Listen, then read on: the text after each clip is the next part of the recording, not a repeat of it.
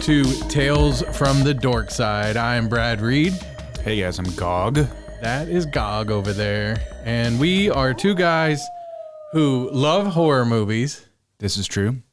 And we're just looking for reasons to hang out. This is also true.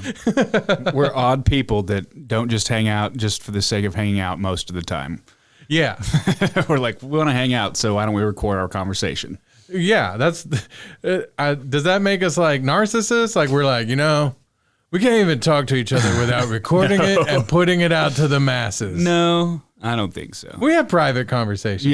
Yeah. About things we're going to do in public. Yeah, there's no right way to hang out with your friends, people. Yeah. We just happen to be people who are looking for like-minded people. Yep. And who want to do things. Right. I don't make a plan. I just do things. We just do. Well, we also do plan as well. Well, we do. Yeah. Because if not, this would be a shitty-ass podcast. Yeah, it'd be like, what movie did you watch this week? Yeah. Like, I didn't watch any. Yeah. So there it is. All right. And then, you got to kind of like be, if you want to be friends with me, you got to love two things. What's that? Movies and podcasts. Yeah. Because other than that, I'm not that I'm not that well versed in all the world. I love both of those things. No, I'm just kidding. But yeah. And video games. Yes. Yeah, we need to do some more video games. Have you played the Evil Dead video game? I haven't. I want to play that one. That one's like a multiplayer, right? Yeah. So it's like in the same vein as the what was it? The Jason one. Yeah, was the Friday the 13th. Friday the 13th. Yeah. So it's become really popular for games. They call them, what do they call them? Asymmetric multiplayer.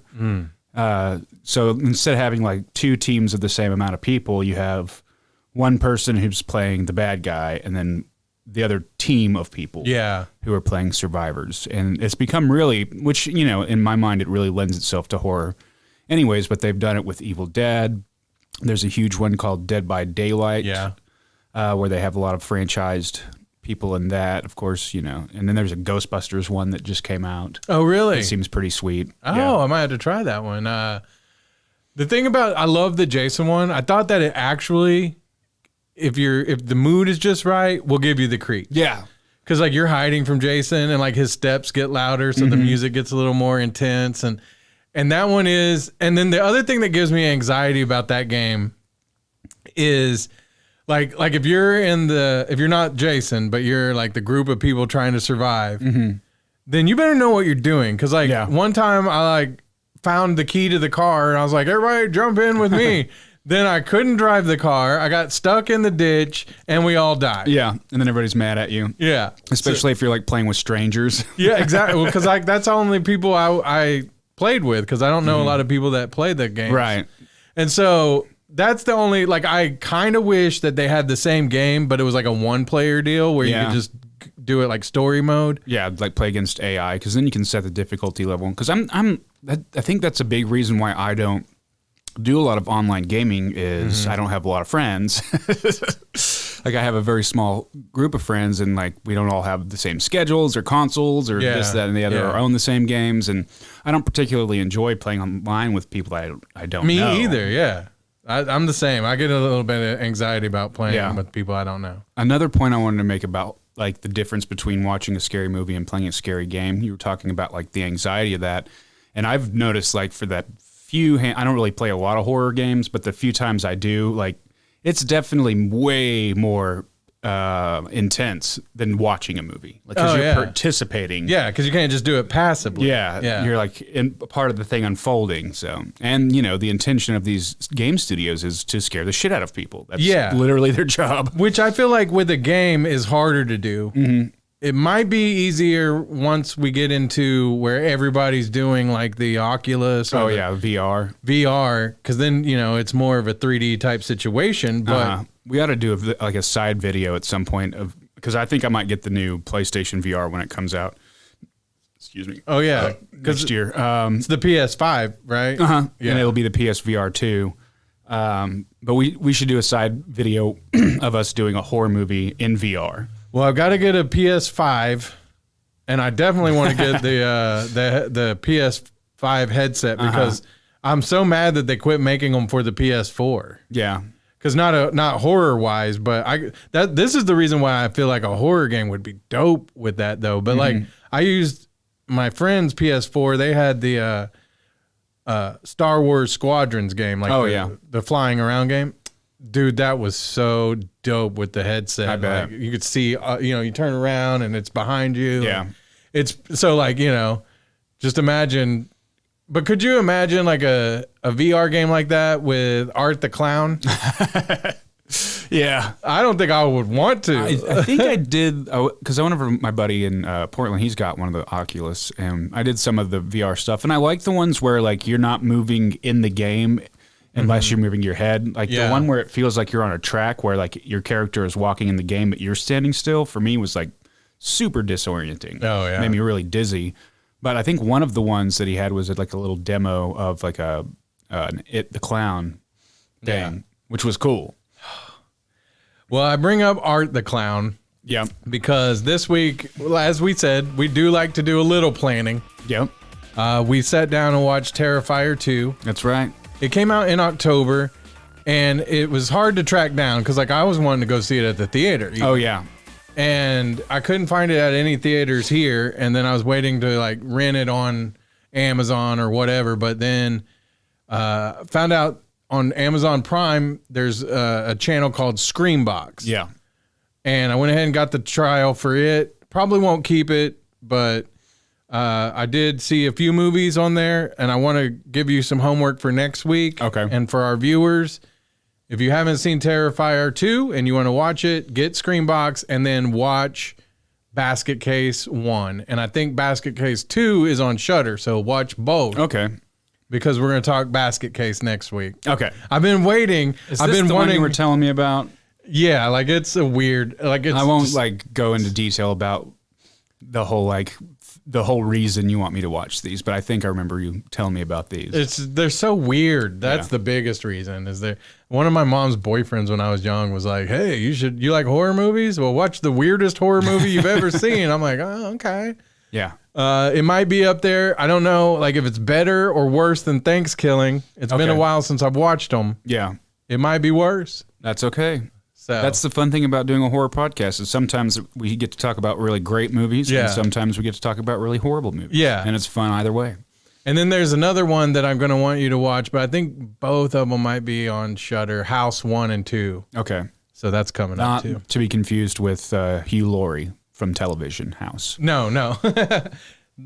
This is the one, if you see like the movie poster, it's got like the weird finger reaching towards the doorbell. Okay. Yeah. So, but we are talking about Terrifier 2 because Screambox does have it, and they do have the 7-day trial, which if you know me, I'm almost out of them, but yeah. I've tried all the trials, and then now they had like a Thanksgiving special, I believe, or Black Friday where Showtime is like $1.99 for 2 months, and then it goes up to the regular price. But when it goes up to the regular price, just cancel it. Right. So get $1.99 Showtime subscription, and you can watch Let the Right One In. Yep. Which is what my biggest problem is I always forget to cancel them. I do them right away. Yeah, see, that's the smart move. I do it right. They're probably Amazon's probably like F you, buddy. You fucker. Yeah. But I do. Because hey, you don't want to forget. That sucks. And if I like it, then I'll just renew it. Right. So, yeah. But Terrifier 2 is available. Now, Gog, were you able to go back and watch Terrifier 1, or have you seen it? I watched both of them back to back. Nice. Well, did you realize that this is the third feature-length film that Art the Clown has appeared in? Yes. Okay. So I did a little research, and because when I looked it up on IMDb, of course, there were two Terrifiers. There was a 2011, and then there was this newer one.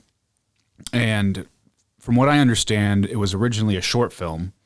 Yeah. And then that short film, along with another short film from the same director, got put onto a feature-length film that was an anthology movie with 3 different stories. All Hallows Eve. Yes. Came out 2013. Yep, and that was a different actor in the clown suit. Yes, for that it was. It was. Which I think is funny because I looked up, David Howard Thornton plays Art the Clown in Terrifier 1 and 2. Because I was like, man, this character, and he looks nothing like, I mean, without the makeup and everything on, you would never, and that's got to be great in a way that you can play a character like this, disgustingly evil, and go about your regular day without anybody recognizing you. Unless it's like a deep horror fan that's like, hey, dude. Yeah. He also did, this was interesting, he did a Batman fan film as the Joker.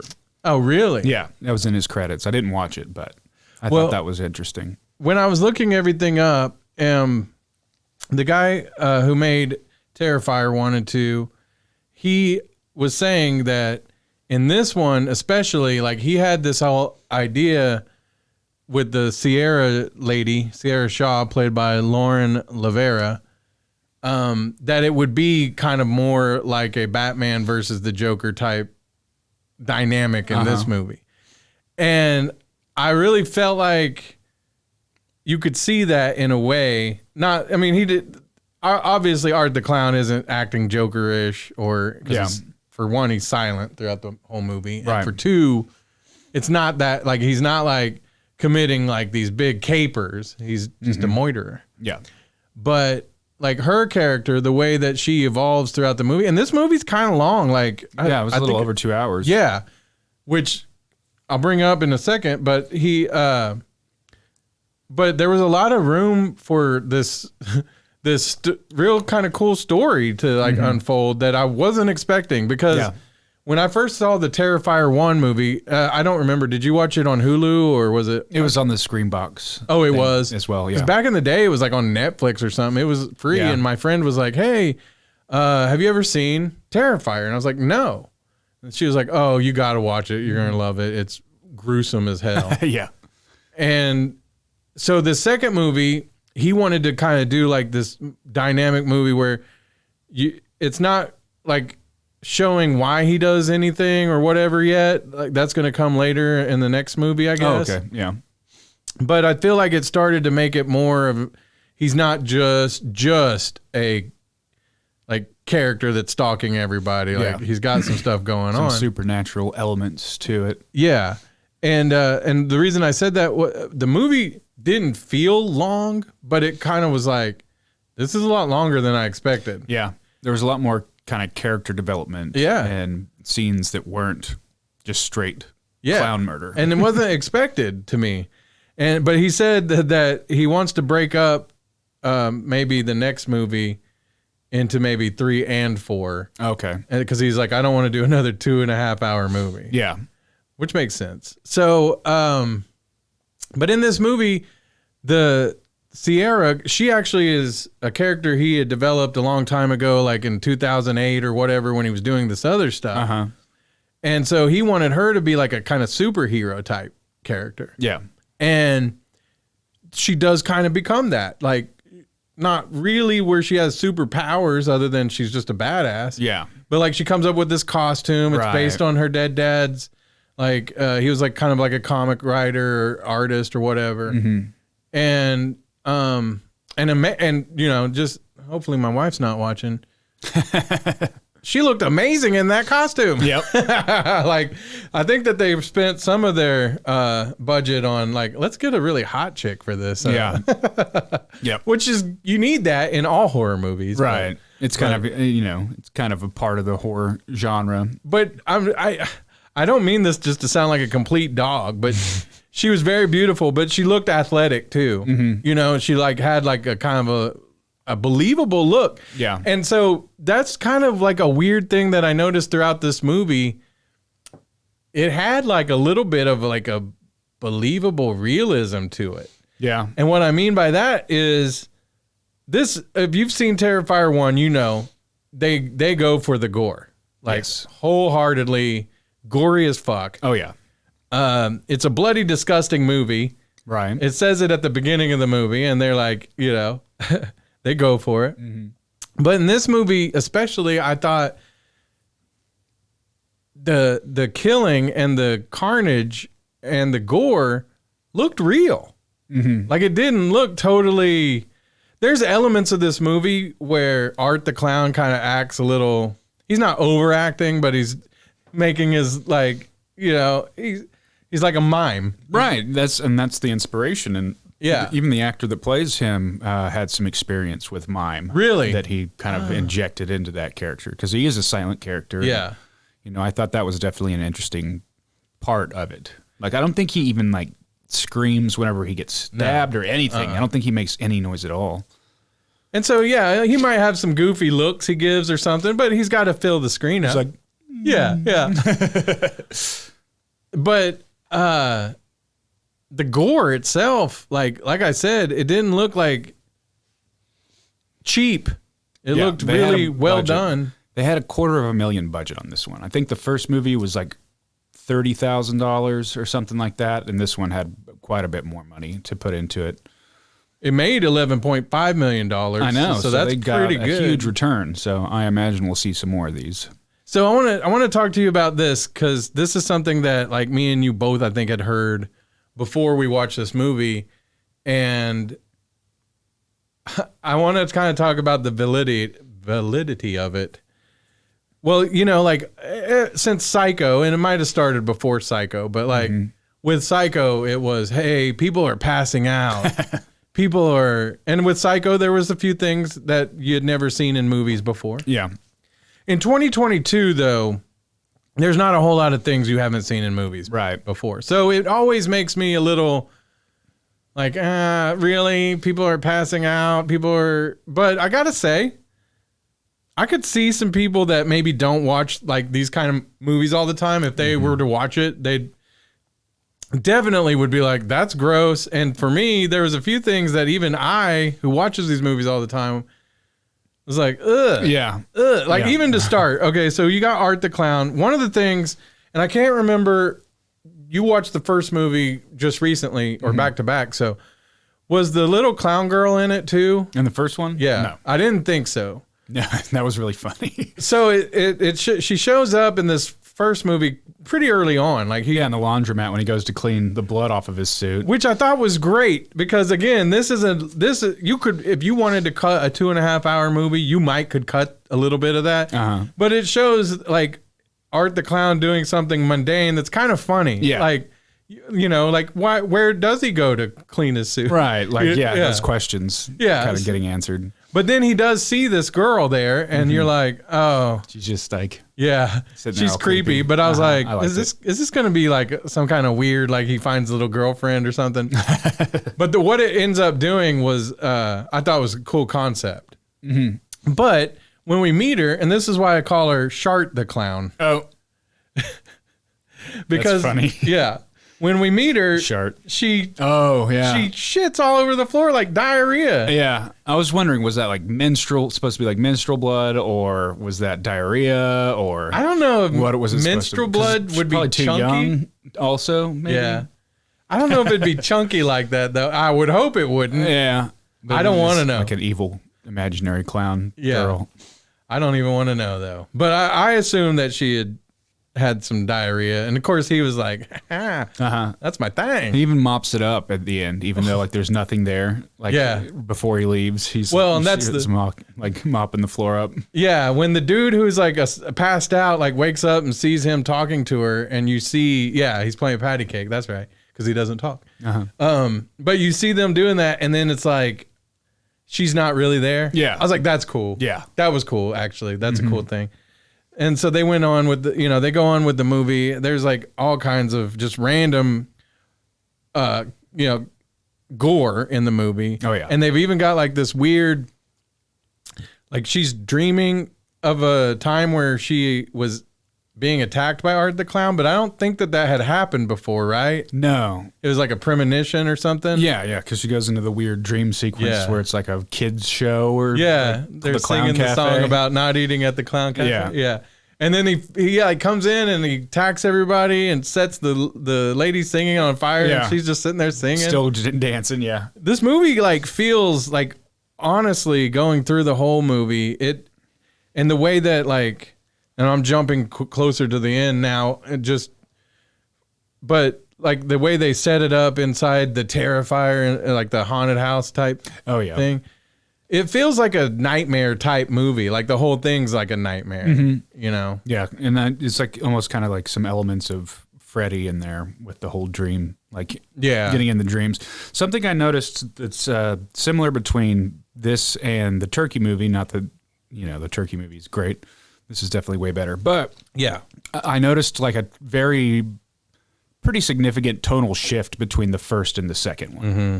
And, like with this one, it's going way more for that 80s vibe with like the Outrun style music and everything.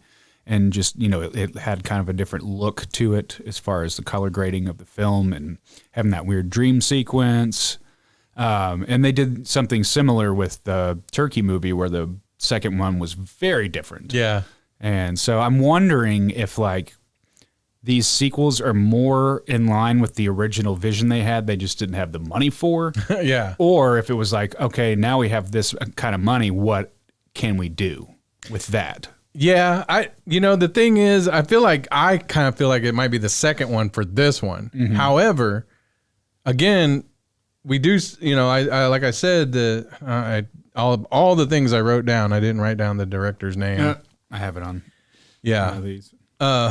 But he did say that he had been planning on, again, like Sierra being the superhero and all that back in 2008. So he's had a plan for this whole thing. Yeah. It just probably, like you said, he maybe didn't know how to bring it together as well before or didn't have the budget. Yeah. But there's one scene in particular people are talking about the most. They're calling it the bedroom scene. Oh.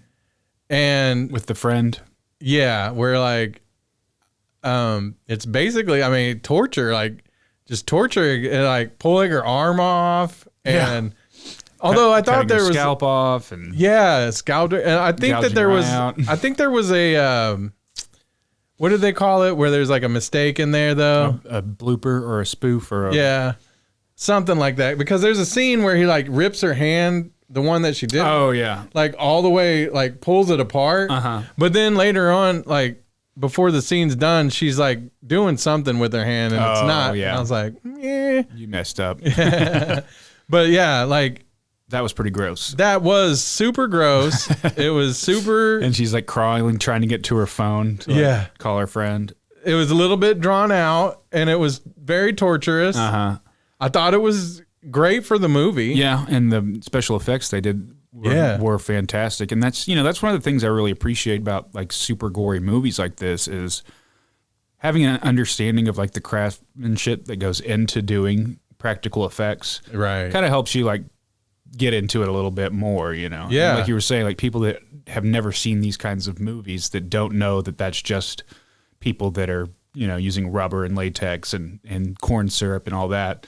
When they see it, they probably are going to throw up or pass out. Yeah. Well, and then like the realism, like I was saying in that scene too. So when he like is doing that, like her face is automatically like she starts puffing up, swelling. She starts swelling up in her face, like her eyes are already swollen and bruised up, and it looked real. Like that's what I mean. They didn't leave anything out of it. Right. Into the imagination. Right. Yeah. It was just, it looked like they probably, and I know this has got to kind of suck in a way, but I bet they looked at like crime scene photos and stuff of how people really look when they've been assaulted like that. And so in one way, it's like, that's creepy that I'm sitting here saying that's really cool that they did. But I mean, you're watching a movie that like if you're watching Terrifier 2, you probably know what you're going to get into because everybody has said. But so I personally don't believe that people were passing out and throwing up in the theaters when they saw this. Yeah. But I definitely think more than a couple people probably got up and left. Yeah, I'm sure. I'm sure. Because my wife's not like she's okay with horror and all that, but like, and she was fine with watching this movie, but there was several times like I said it on the inside, she said it on the outside where she was like, that is gross. Like, that's fucked up. Yeah. There was one scene, I think it might've been during the dream, where she like has to reach into the cereal box that has all the glass and stuff in it. And she's like, at first like goes in and she's like pulls her hand out. She's like, ah, and then she like really goes all the way into it. But I don't know. It's something about glass. And I think this is because I actually had to get stitches from broken glass one time. Oh, yeah. But I like, particularly like even in like Halloween 2, I think it is, when she's in the hospital and they're pulling all the glass out of her. There's something about glass that just grosses me out. I'm the same way. I have a big scar on my leg because my grandparents, I don't know why they had this. They had like a little planter in the yard and it was held together by barbed wire. Oh. And I am just so klutzy. Like I could walk through that doorway and run into the side of the frame there. Like I'm just, if there's something there, I'm drawn to it. And so like for whatever reason, I had all kinds of room to not run right next to it, but I ran right next to it and tore my leg. So like, anything with barbed wire, but like cutting into people kind of weirds me out. Yeah. And so this movie was definitely, there's lots of cutting into people. Yeah. It's we've talked about, like you had mentioned some of the slasher movies that it reminded you of, like Freddy, or, you would say maybe that it reminds you of Halloween and stuff like that because it doesn't talk. Yeah, and he's stalking them. Yeah. But this like I say, this is a slasher movie that takes it up to 11 as guitarists would say. And he might have some similar traits, but I think that they did a really nice job kind of introducing a new villain into the horror zeitgeist because it is his own thing. And right. I think a lot of that comes from the kind of pantomime influence of doing those overly exaggerated. Yeah. Like when the mom walks in to see the girl on the bed and she's like, Mom, like her face is like half torn off. He's just like, sorry. Yeah. Yeah. Which is funny because again, that's, he likes to torture people physically and mentally. Right. Yeah. And like you said, it's from horror to comic books. We're all the time complaining about remakes and reboots and yada, yada, yada. It's hard to like make another character to fit in with the Jasons and the Michael Myers without doing something that's already been done. And in this, I'm not saying that that Art the Clown's like super original, because it's not. We're about to talk about some other clown movies that are out there. But they, of course, are like, but we might not be the most original, but we're going to be the most fucked up. Yeah. Well, and I really liked the black and white aesthetic of the clown too, instead of being like the, your typical scary clown with the big razor teeth, and well, his teeth are fucked up too. But I think having the black and white costume especially lends itself well for all the blood that they have in there. Right. Well, I definitely recommend this movie for anybody watching the pod, because I feel like you're here or listening to the pod or watching on YouTube, however. Yeah. I feel like you're here because that's your kind of thing. Yeah. And it was nice. It was refreshing to see like an actual like gore fest, because I don't remember the last time I watched something that was just like overly gory and done well. Yeah. Well, I got to tell you, while we were watching it, our food delivery showed up. Oh. And I think while I was taking a bite of something, they were in the hallway, like pulling the guts out of a possum or something. Oh, yeah. At the school. Yeah. And I'm like, ugh. Whoops. Yeah. Maybe don't eat while you're watching this movie. Yeah. Like, what if you went to one of those places like Flick's Brew House? Yeah. Just eating a pizza. Yeah. Like, I don't think I'm hungry anymore. Yeah. But I really appreciate this movie.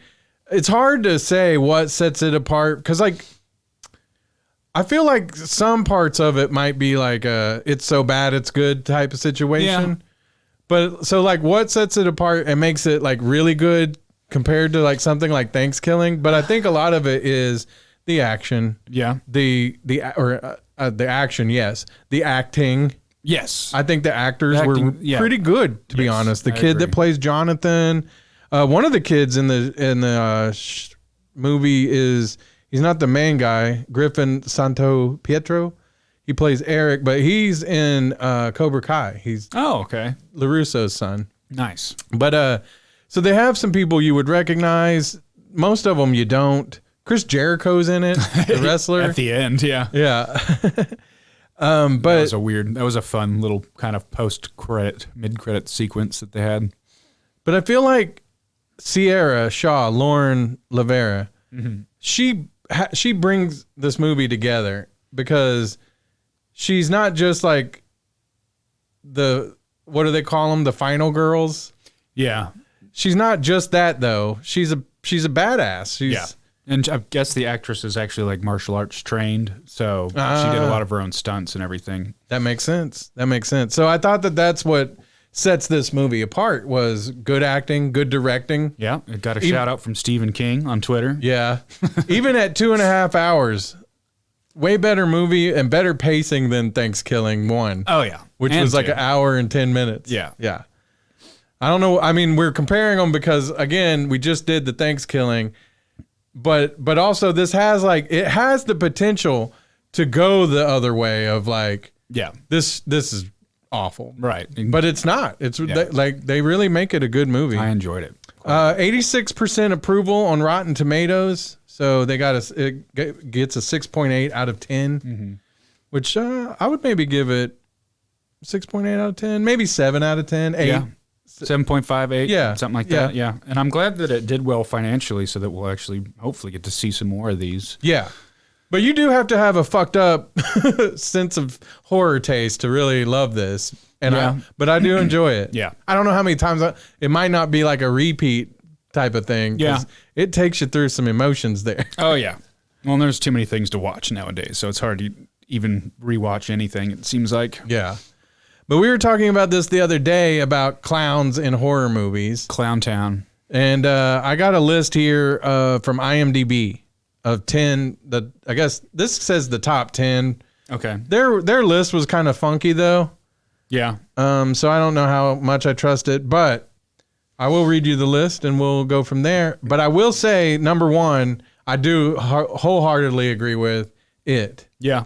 And even the old one or the new one. I enjoyed both. I love both. And of course, Pennywise is iconic. Yeah. First off the bat, though, I do want to ask you, Gog, why are people afraid of clowns as much as they are, do you think? Are you afraid of clowns? I was when I was really little. Really? And I got over it pretty quick because I think we went to the rodeo and I saw the rodeo clowns and I was just like, fuck that. Is it just because like the paint and they just look so weird? They're just like really animated. And you're like, you're up to something. Yeah. I think the idea of like a grown ass adult person getting dressed up that way is kind of unusual. And then there's the whole stigmatism with like John Gacy.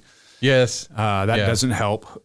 And like if you look at like old, like the original Ronald McDonald, like he's creepy as hell. So. Yeah. I don't know. I don't know specifically what it is. I think it's just so over the top and weird. And maybe because of things, I don't know, was it a chicken and the egg situation where like because things like It came out, it made people more afraid of clowns, or were people like afraid of clowns initially, which spawned, you know? Because like I've never been afraid of like just regular clowns. Yeah, me either. It would be scary as fuck. Fuck yeah, because it's a demon. Yeah. But just regular clowns never. But I do know people who like are legitimately seriously terrified of clowns, and I'm just wondering, is it just because like the binary opposite of like a happy, exciting clown, like the opposite of it is just scary, like so it was easy to kind of make that connection, or I'm not exactly sure, but it, like I say, the book, the movie, the TV show. It was a made for TV movie. Oh yeah. But it was all of those were great. I think what really set those apart was the kids, and then they grow up to be adults. But it's their story more than it's a story about it. Right. So, of course, that's something Stephen King always does really great with, whether it's Stand By Me or he really a lot of times has children in the mix because his whole aesthetic is that adults are usually the monsters. Yeah. Which, can be true. Yeah. Okay, number 2 was Clown House. Never saw that one. Never saw that one. I don't know anything about that. So I'm dubious as to why it's number 2. Number 3, though, I definitely agree with House of 1,000 Corpses, which isn't necessarily about a clown. Right. It just happens to have a clown in it. And Captain Spaulding, Sid Haig, he's so great. Like he was so great. Unfortunately, by the time they got to 3 from Hell, he had already gone downhill with his health, so he was barely in it, and then he passed. But he was so iconic. Oh yeah, so good. I saw him. What did I see him in the other day? That he was not. It wasn't a horror movie. Oh man, I can't remember what somebody that is a movie we've all seen, and God bless, I can't remember what it was now because somebody was like choking him trying to get information. I was like, wait, that's Sid Haig. That's funny. But yeah, he's been in a lot of things, but he's so iconic, and he was great. Like the whole clown thing just made his character even better. Yeah, selling chicken on the side of the road. Yeah, but how long's a piece of string? Yeah. Like he had so many funny moments, and that was the thing. Like he wasn't really the killer. Yeah, but he was creepy, creepy as hell. Yeah, like the movie kind of starts out with him, and yeah, I love that movie so much. Me too. Yeah, it's one of my all-time favorite movies. And if you haven't already, go to Rob Zombie's Instagram account. Mm-hmm. He's been releasing some pictures from the original ending. Oh.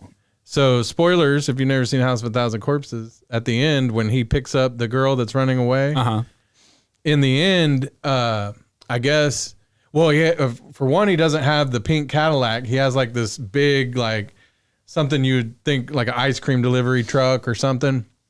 And I guess he said at the Bill Moseley's character, Otis, he's not the one who shows up in the back seat. He says, "Can you guess who it is?" My guess would be Dr. Satan. Oh yeah. Some people were saying baby, but I would think probably Dr. Satan. Mm-hmm. So, but yeah, Fish Boy. Yeah. So he said, and I don't know. He said the lost footage has got burned, but I really hope that's not true, and I hope they put out a director's cut. Right. Anyway, next one was Killer Clowns from Outer Space. That was one. Man, it's been a long time since I've seen it. I never thought it was that scary when I did, but it was cool. It was a cool movie back in the day. Sure. Dead Silence is next. No, haven't seen that one. Me either. Killjoy. Haven't seen that one. Oh my gosh. The Clown at Midnight, I believe is what I wrote. No. Yeah. Santa Sangre? No. That's why this list is like, I don't like it so much. Yeah. Okay, here's one. Sounds like, you'll know who this sounds like. It's called Sick. Serial Insane Clown Killer. Serial Insane Clown Killer. So it makes you think. Insane Clown Posse. Yeah. You gotta feel like they've made a movie. Yeah, they have made multiple movies, and they're terrible. They are really bad. Man. I think big money hustlers. And, there might be some people out there that are big fans, and, sorry for talking shit, but they're shitty movies. They're just not well. Sure they are. Here's a funny story for you real quick about the Insane Clown Posse. They had their gathering here a few years ago. Oh, yeah. And I went with a couple of former friends. Okay. But there was a band... I can't remember their name though, but I like them. They're like Slipknot. They wear masks, and a lot of people. Oh, was it a Mushroom Head? Yes, yeah, Mushroom Head. So we actually went to see them play. Insane Clown Posse were playing like a set at like 4 a.m. So none of us were like going to stay up for that. Yeah, and we weren't camping out there anyway. Yeah, but so we go over to this tent. And they're like singing karaoke and shit and like playing games. And so we're like, hey, let's see what's going on over here. So we go over there and like one of the juggalos comes up to us and they're like, hey, what's your favorite Insane Clown Posse song?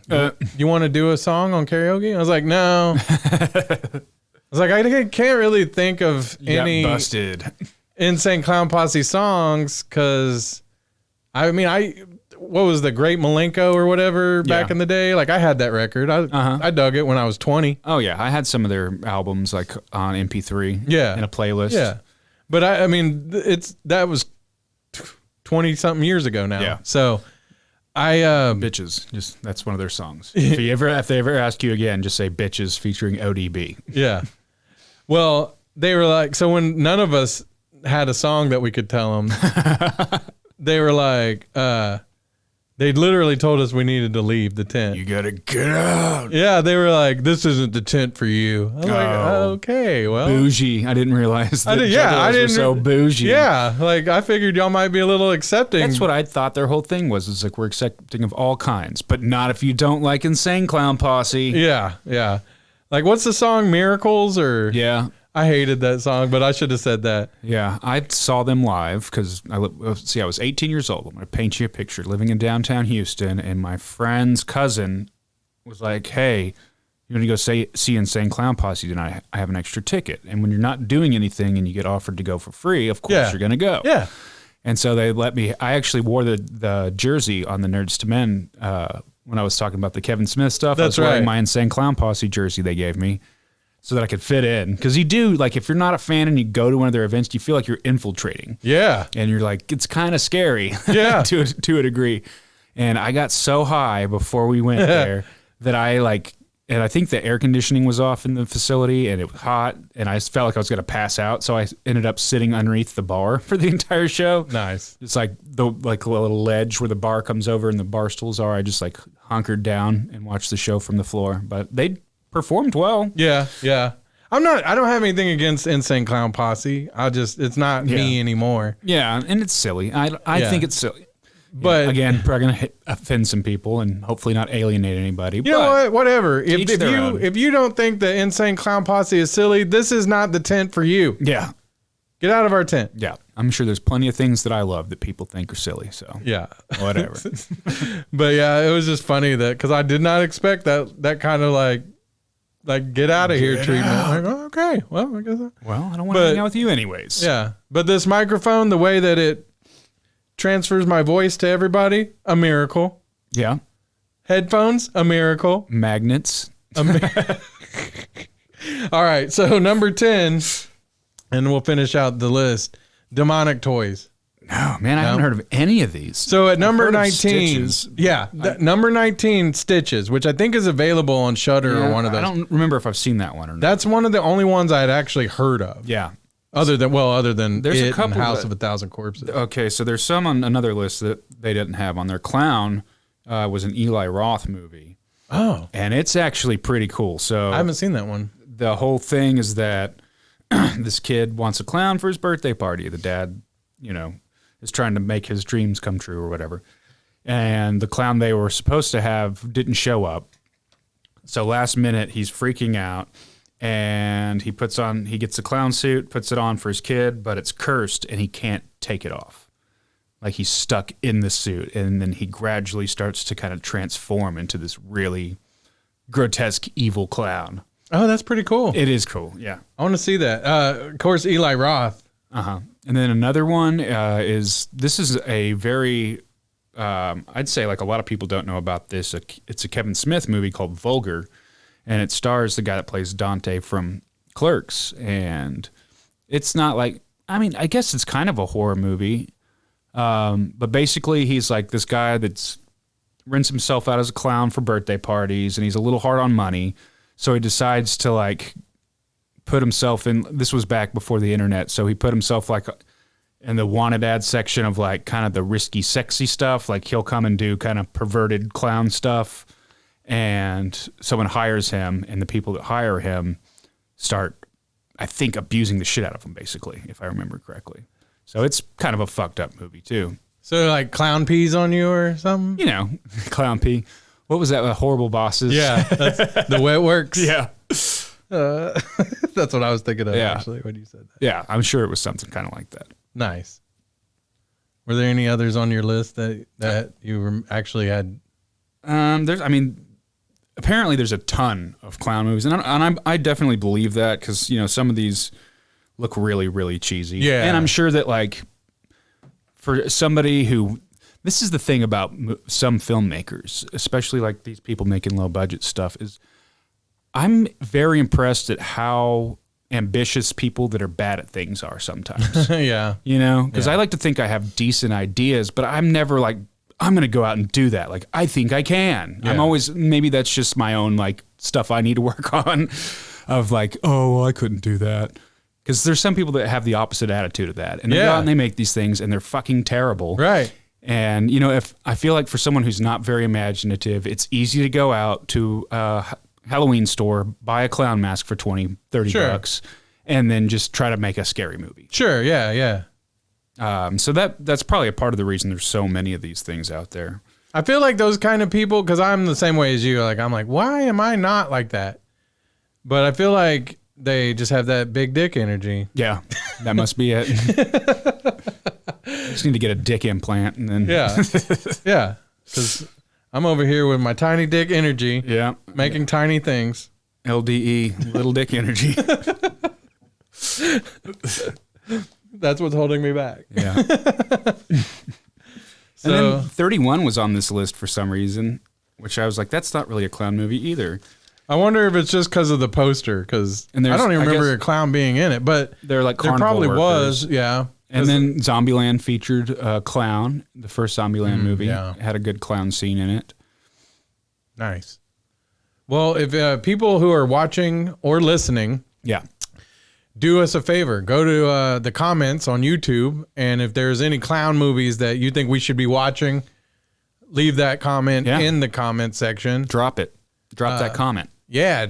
Drop it like it's hot. And then smash the subscribe button. Yeah. Click the bell. This is YouTube. Yeah. We have to compartmentalize. And then Apple Podcasts or any other podcasts. Make Spotify. Sure you subscribe and follow. Yeah. Follow us, because that way, because we try to put out a few episodes a week between this and then the unedited watch along and whatnot. So if you follow us, then you'll get updated every time and you don't have to go look for us. Right. Because I know there's people out there that are just like, as soon as they finish an episode, they can't wait to get the next one. Exactly. They want to hear the sound of our voices. Yes. I get it. Yeah.